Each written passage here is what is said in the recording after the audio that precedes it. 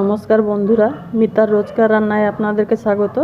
আজকে সম্পূর্ণ নিরামিষ একটা রেসিপি, বেগুনের কোরমা আজকে আমি আপনাদেরকে করে দেখাবো। আপনারা দেখুন কি কি লাগছে। একটা বড় বেগুনকে একটু এই বড় বড় করে আমি কেটেছি, মানে মোটা মোটা করে কেটেছি। এতে শুধু নুন একটু দিয়ে মাখিয়ে রেখেছি, 10 মিনিট আগে এটাকে মাখিয়ে রেখেছি।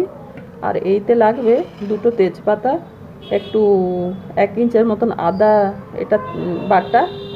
আর এটা হচ্ছে ডালচিনি 1 টুকরো, দুটো ছোটো এলাচ, আর 5-6টা লবঙ্গ। এইটাকে আমি হামাদিস্তাতে থেতো করে দিয়েছি। আর এইটা হচ্ছে 3-4 চামচ দই আছে। আর এইটা কাশ্মীরি লঙ্কা গুঁড়ো দেবো, আর নুন আর হলুদ। বাকিটা আমি করব যখন। আর কি কি লাগছে দেখাচ্ছি। আসুন আমরা প্রথমে বেগুনটাকে ভেজে নিই। কড়াইতে রিফাইন তেল দিয়ে দিয়েছি, আপনারা চাইলে সর্ষে তেলেও করতে পারবেন। আমি এবারে বেগুনগুলোকে ভেজে নিই।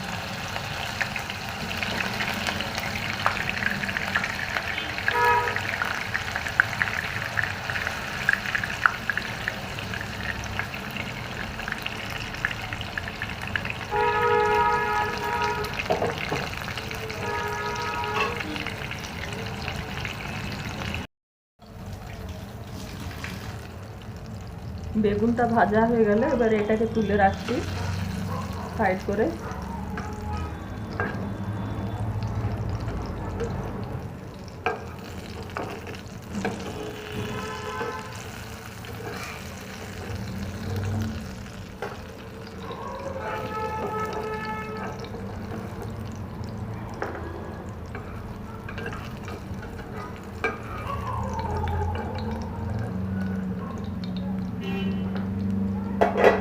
এবারে এইটাই একটু তেল আছে, আর তেল দিচ্ছি না, দরকার হলে তখন দেবো।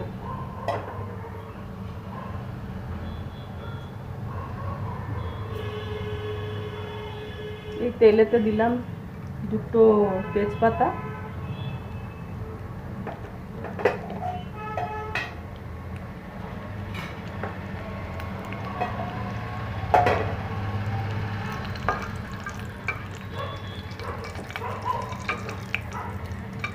ডালচিনি আর ছোট এলাচ, আর লবঙ্গ যেটা থেতো করে রেখেছিলাম ওটাকেও দিয়ে দিলাম।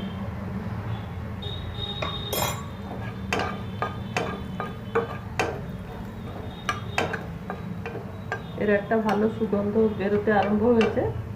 এবারে এই যে আদাটা গ্রেট করে রেখেছিলাম, এই আদাটা দিলাম।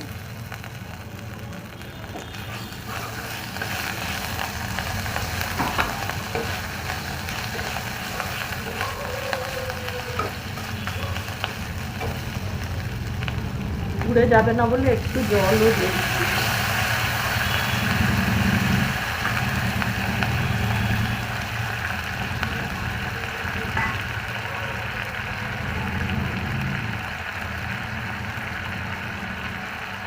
এবারে 1/2 চামচ মতন হিং দিয়ে দিচ্ছি এতে।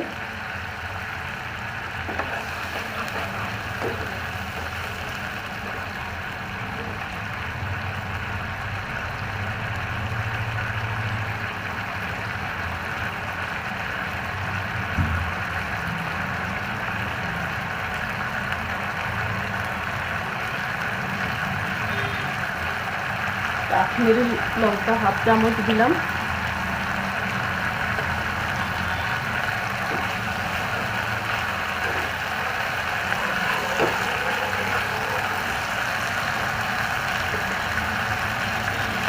হলুদ গুঁড়ো 1/2 চামচ দিলাম। আদার গন্ধটা পুরো চলে গেছে। এবারে দুটো ছোটো টমাটোকে কুচিয়ে রেখেছিলাম, ওকে দিচ্ছি।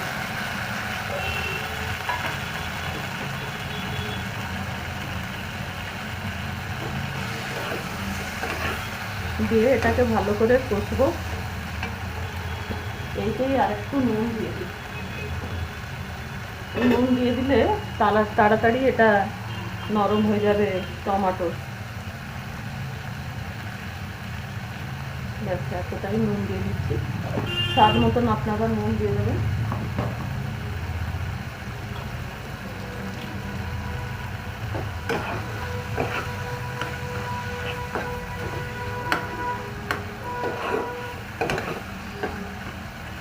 গ্যাসটাকে একটু সিমে রেখে এটাকে একটু ভালো করে কষতে হবে।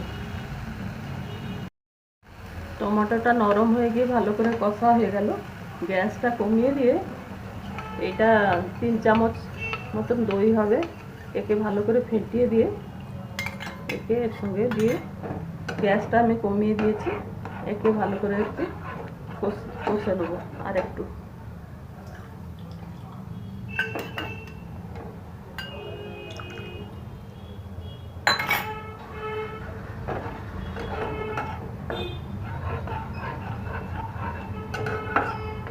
এটা তেল ছাড়বার পর্যন্ত এটাকে নাড়তে হবে, না তো দইটা ছিঁড়ে যেতে পারে। তারপর আমি দেখাচ্ছি। এটা কষা হয়ে গেছে।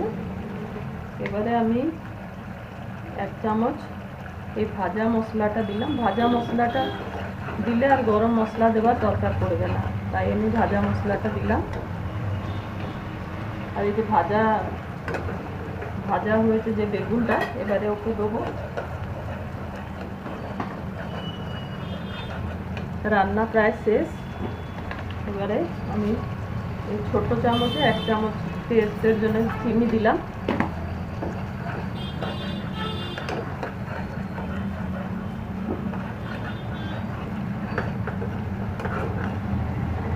এবারে বেগুনটাকে দিয়ে দিচ্ছি। খুব আস্তে আস্তে এটাকে নেড়ে নেবেন, কেননা বেগুনটা নরম আছে। এবারে আমি গ্যাসটাকে একটু সিমে করে দিচ্ছি।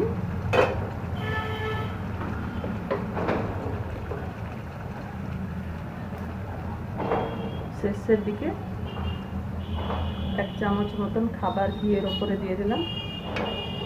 আর এটা একটু ফুটতে ছেড়ে দিই, তারপরে আমি দেখাচ্ছি।